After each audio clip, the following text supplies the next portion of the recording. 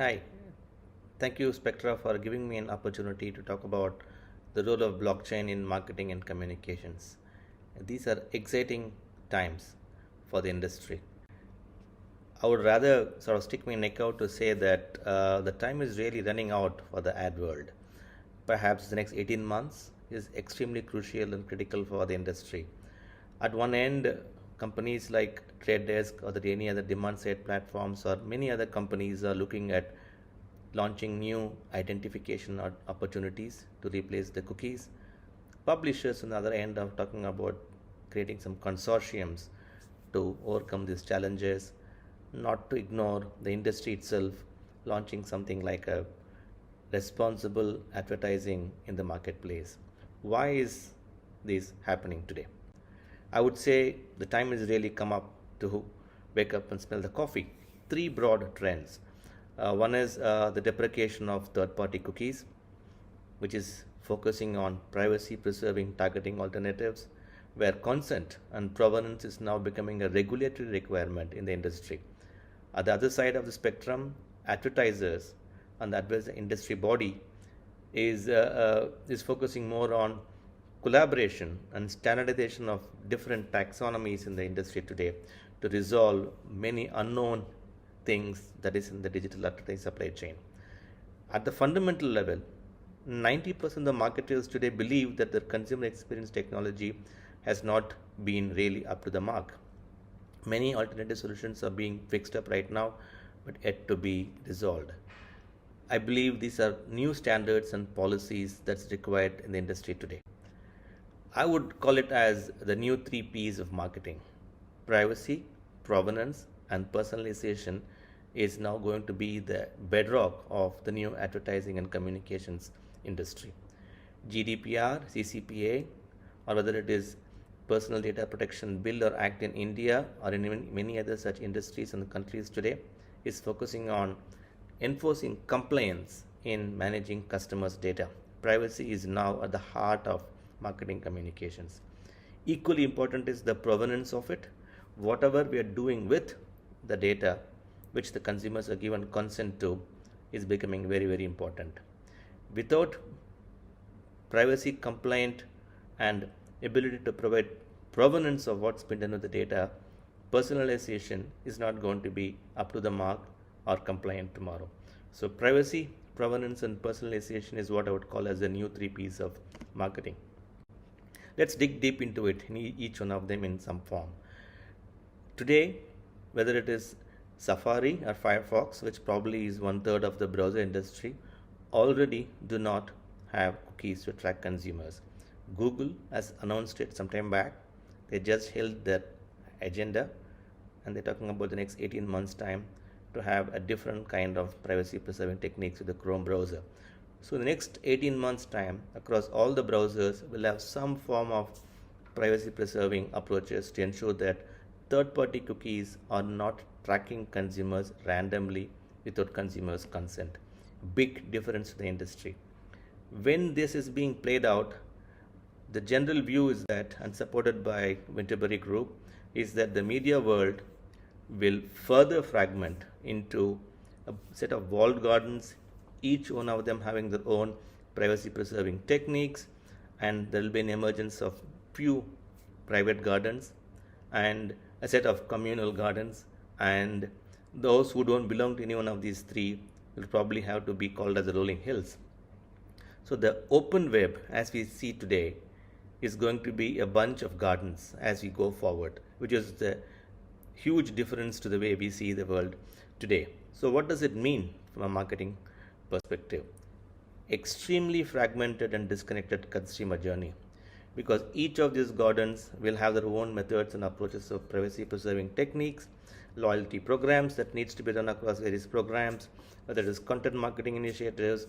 Everything is going to be disconnected between each other because each one of them will need to have their own approach to protecting the techniques, which is a huge concern for marketers going forward, and aptly captured by WFA as what that needs to be done in answering some of these things. And they have created a global principle which I would call as the new age challenge for the marketing industry.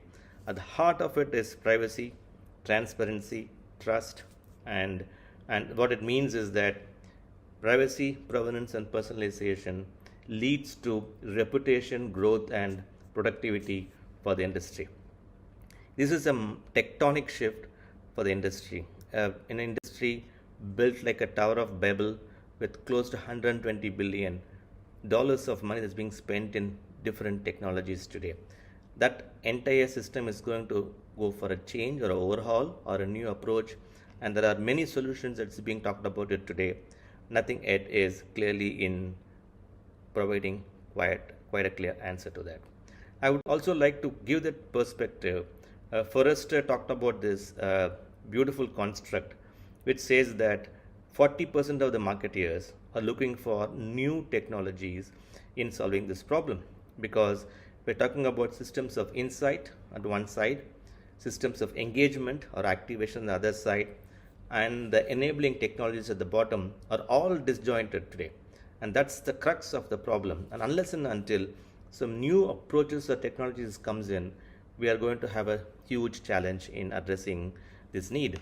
And at the heart of it is the fact that more than 2/3 of any enterprise data today do not belong to them. It is with somebody else.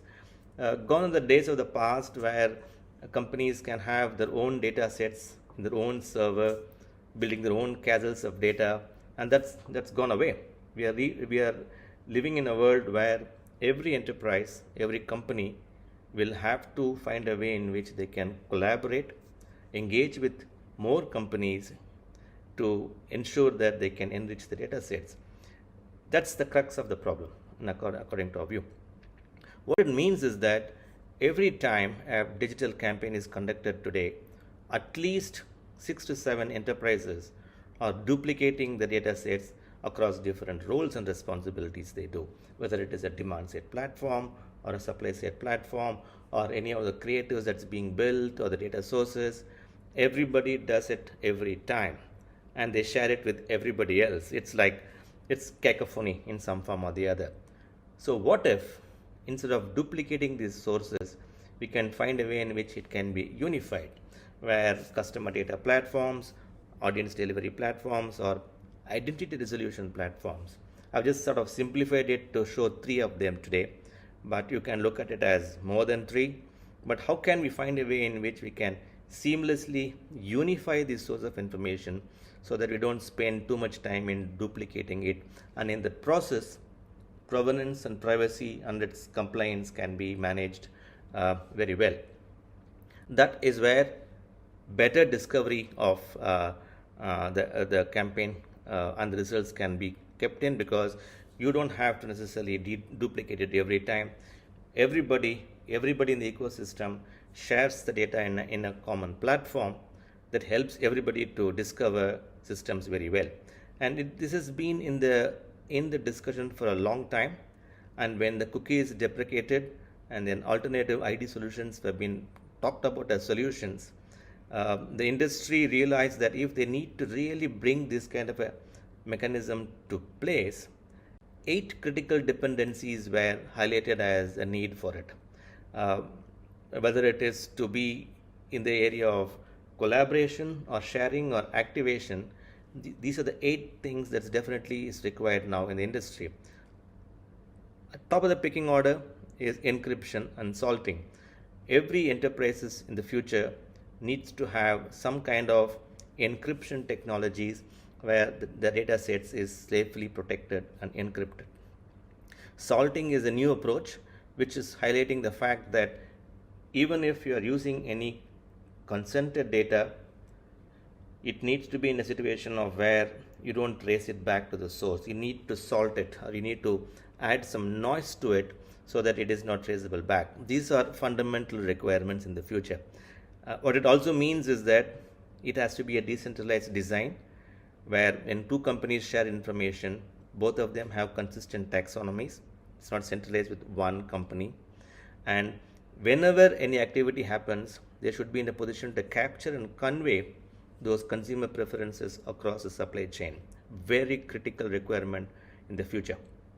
and therefore there needs to be a consent portal, and this needs to be managed by an independent third party.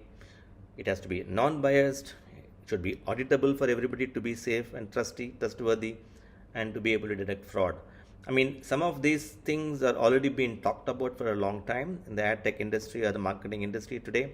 But should this privacy, provenance, and personalization needs to be compliant and deployed in a proper manner, every company needs to tick these 8 boxes. And that's where we believe distributed ledger technology or blockchain plays a very critical role, because these are the 8 qualifications that is required, or that a blockchain carries with it. Let me bring it to life in a simpler form. At, at a fundamental level, every enterprise today has some kind of a database, and they maintain it in their own form, in their own server, Excel files or DBS, or in kind of server systems. If they need to be in a decentralized design, technically they need to be in a distributed architecture where two enterprises can talk to each other.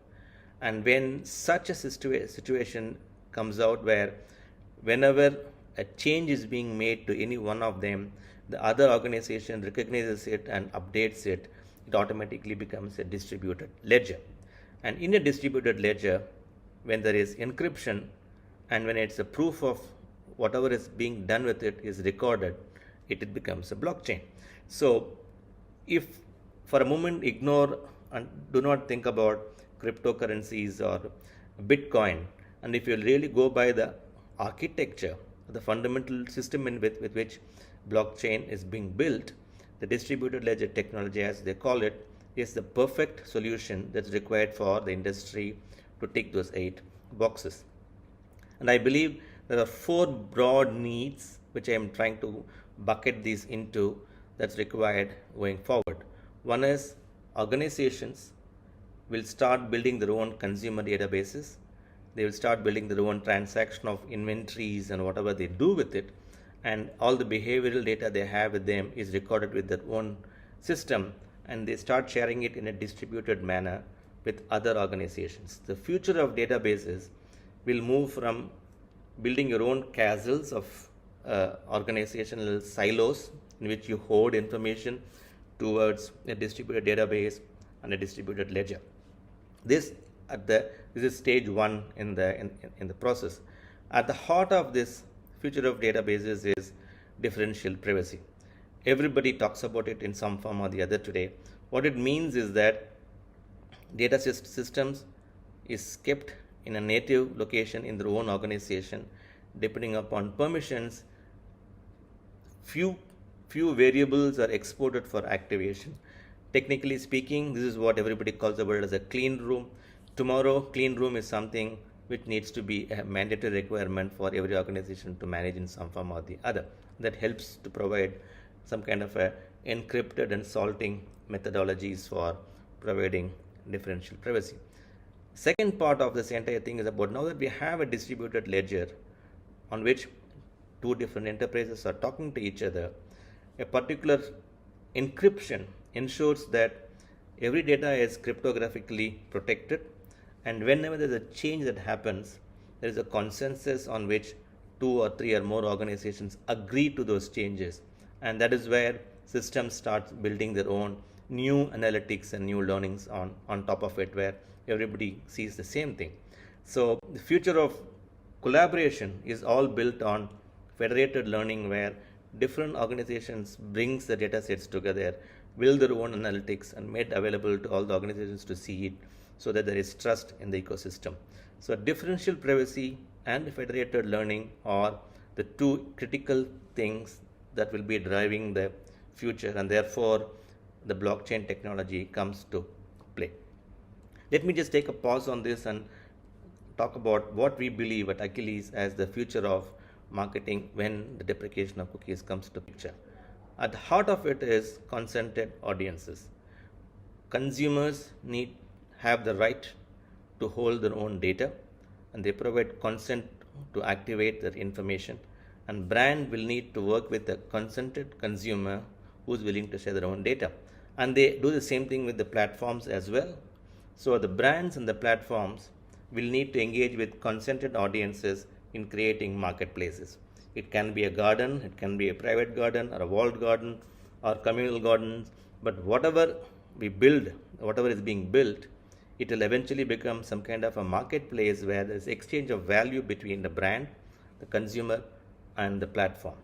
So the heart of it, therefore, is consumer data, and that data is flowing through the browser, through the websites of the own brands or the brand's data sets itself, or through any other platforms, and different targeting techniques, whether it is contextual targeting or interest based targeting or custom audiences is being built, or any kind of attribution can only be done if consumer is given data to be in a consented manner. At the heart of it, therefore, is consent. Without consent and without provenance of that consent, we cannot proceed further to be compliant in activating marketing campaigns tomorrow. I'm just highlighting this as one of the critical needs, which is leaf out of GDPR or CCPA, any of the regulations, is any information that is freely given, specific, informed, or unambiguous indication of data subject's wishes, it needs to be recorded in a consent management platform, and an organization should demonstrate how the data was collected and used, so that upon query, they should be able to show that this is how the data was used. This is the heart of the future of data collaboration, and the distributed technology provides such benefit to manage it. Therefore, whether it is campaign management or profiling or targeting, identification of capping frequencies and measuring an attribution, user ID is a basic requirement in the future. So if we sum up all these things, the single source of truth in any campaign management is built on these four principles: a distributed database that is made as a distributed ledger for different organizations to collaborate in a safe and secure manner, and an encrypted technology that ensures that the datasets are cryptographically protected, and through a consensus protocol that ensures that whenever there's a change is being made, everybody who is collaborating agrees to this particular change of system. So the single source of truth built across these four pillars ensures that the system is compliant across the three P's of marketing: privacy, provenance, and personalization. And I just want to use only one slide to talk about Aqiliz. This is not a plug on Aqiliz, but what we have built is today where different organizations can ingest, build their own, bring their own data sets. They can safely and securely ingest it, and different companies collaborate in creating marketing campaign related analytics for activation purposes. That helps in making all the organizations who are contributing to it compliant from privacy point of view. They get provenance of what's been done with the data, and they get better personalization because it is based on consent. So the industry is now at a stage where cookies are going to go away in the next 18 months time. There's a shift towards consent and permission. Every app you can see today wants this permission to be recorded. You'll keep hearing these pop-ups, seeing these pop-ups coming out to say allow app to track or allow app to give you consent to track, because they need to maintain that consent which you are given. And slowly, if consent and permission is becoming very important, by the end of next year, market will have to go towards some kind of an audience marketplace where the brands or the advertisers integrate themselves with the platform and engage with the content audience. So when such a transition happens, distributed ledger technology with cryptography and consensus protocol and distributed ledger enables this ecosystem. So for the new urge, for a new challenge where privacy, provenance, and personalization is going to be the key requirement, and a trusted, transparent ecosystem is required for the industry, so that a company protects its own reputation, most importantly, in this new world, and ensures that they're able to grow their own business using their own first-party data sets, and therefore in the process make themselves productive, is the new world order. And in such a new world order, blockchain really plays a very key role in making marketing communications safe, secure, and compliant. Thank you for giving me an opportunity on this. I hope it gives you some thought to think about. This is a very, very heavy topic to be discussed in 20 30 minutes, but I just thought I will use this opportunity to highlight some key requirements or key points that you can take home and sort of search and more, do more about it, and find your own relevance in your industries at this point in time. Thank you. Thank you, Gowthaman, for such an insightful talk. And as you said, G Man, that's how your friends call it. That's an interesting name. But there's a lot here to unpack from an audience perspective. You talked about blockchain changing the game, Yeah. starting now. But what does it mean? Will it mean that we'll have content monetization gather pace? Will it mean that there will be more content ownership going forward? How do you see that unfolding? Yes. So if you look at it from the way the marketplaces evolve, we talked about the walled gardens doing their own thing, and many such communal gardens coming at and creating their own ecosystem, right? So if that happens, automatically these platforms will have to directly engage with the consumer, and that means that quality of content needs to be constantly updated, and this short form content and such initiatives become very, very important, and they need to be rewarded as well. So it is a huge opportunity for platforms to continue to provide snackable content, so they hold back the consumers. If platforms don't hold back the consumers, they lose the monetization opportunities to Hina. So yeah, it's all about content. Otherwise, consumers will walk away. They'll go to a place where they can get good content to access. So when we hear conversations and talks like yours, Gautam, the big question is what's going to happen in the next few months and how my life is going to change if I'm a marketer or a communicator. So can you give us a view of how does the short to medium term, let's say 18 months look like? And when we are firming up our plans, allocating budgets or planning our skills, where should we bet on or where should we put our money in? It's my view. Hopefully, it makes sense to everybody.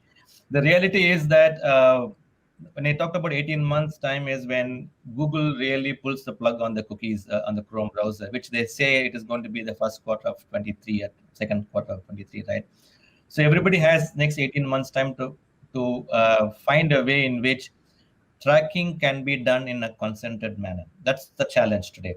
And Google talked about their own proprietary approach called Flock, which did not really was consented, so they have to trace back.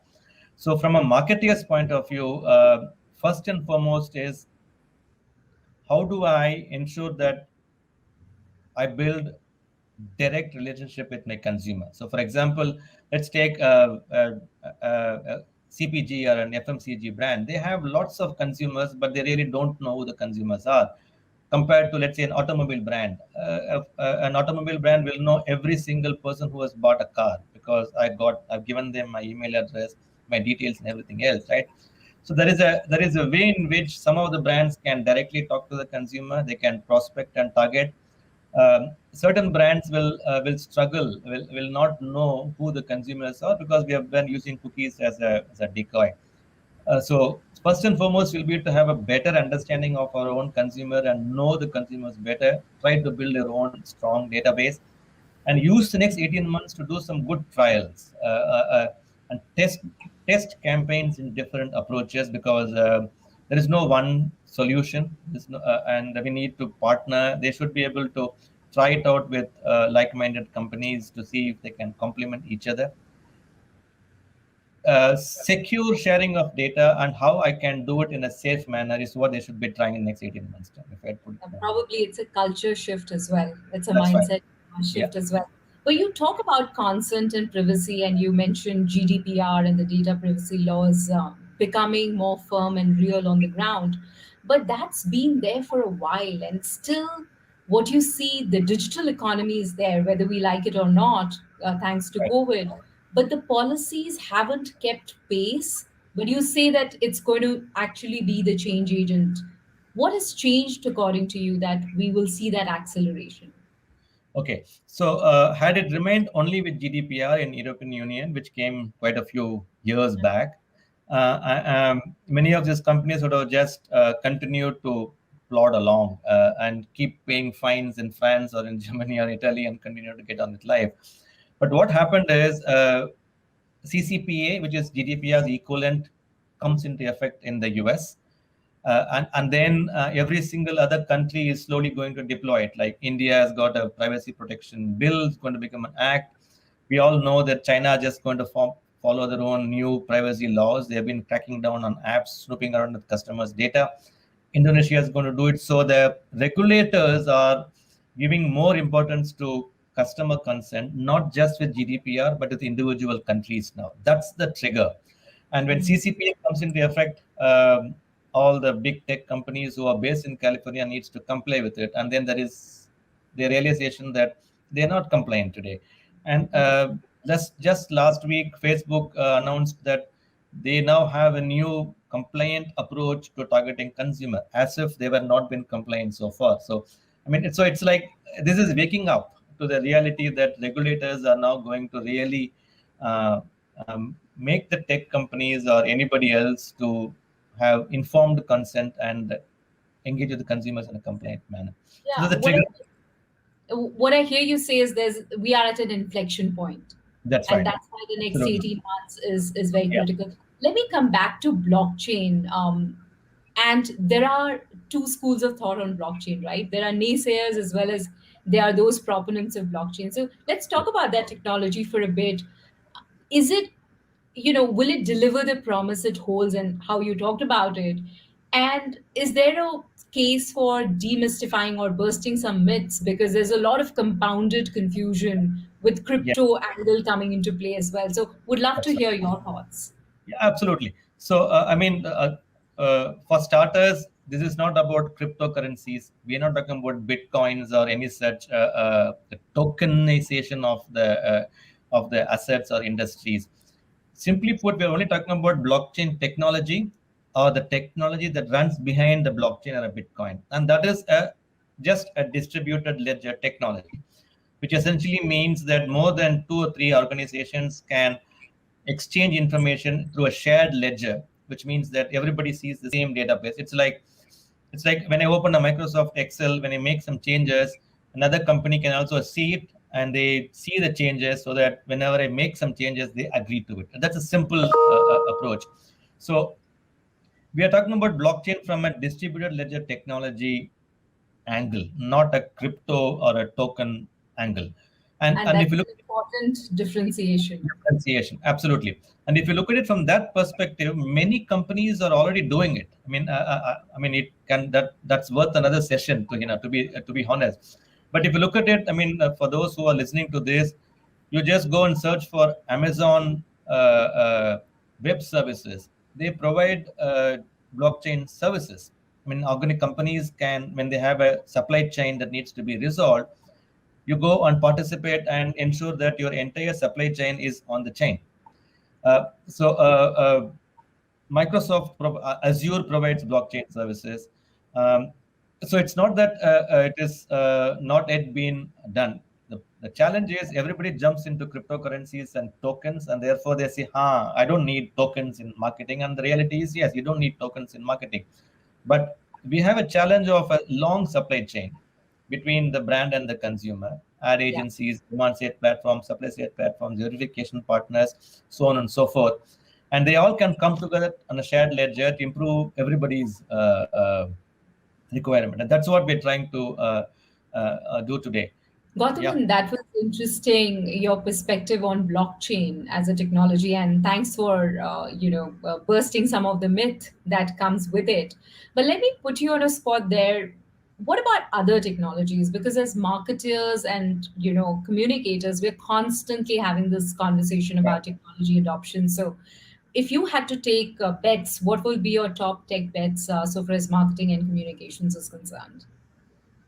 Privacy compliant data. I think that's the heart of it. Okay, so clean room or an ability for each of the organizations to maintain their own set of databases and ability to record consent. I mean, the consent management and what they call as CDPs today, I think will become an essential requirement for every single enterprise. I think without CDP, I think you will not. There's nothing to start with. No. We can't let you go without a bit of crystal ball gazing, G-man. So let's see if there's so much of tug of war and conversation around where does human creativity and technology find that fine balance. So if I have to ask you, what will the role of human creativity, let's say in the decade ahead, what will be your thoughts? Yeah, see, I've been a victim of these algorithms for too long, and I hate it. To be honest, okay. I wish there is serendipity in life. So areas where unexpected things happen, not that everything is programmed and there is an equation and you know everything that's going on. And the recommendation engine snoops around and tells you exactly what you want. I mean, that's like a red pill world, right? The creativity comes in when there is serendipity, there is something unexpected, something new, or something which like a breath of fresh air, where things that is not part of the bubble, and how do we find it, how do we create it, is where the challenge for human creativity comes in. And that means that we'll always have to think out of the box at every stage. um, uh, while authentic sources are very important, how can I be beyond that, looking for authenticity to find something new? um, so I wish sometimes there are no recommendation engines, and I'll be very happy. I mean, that's uh, that to my mind is the crux of the challenge today. Serendipity, if only we can bring it to some form. Absolutely. I think, the beauty of the unknown, as you Yeah, put. that's absolutely critical. Yes. Thank you so much, Gautam. That's a lot to think about. And thank you for your talk and all the Thanks, insights. Thank you so much. thanks a lot.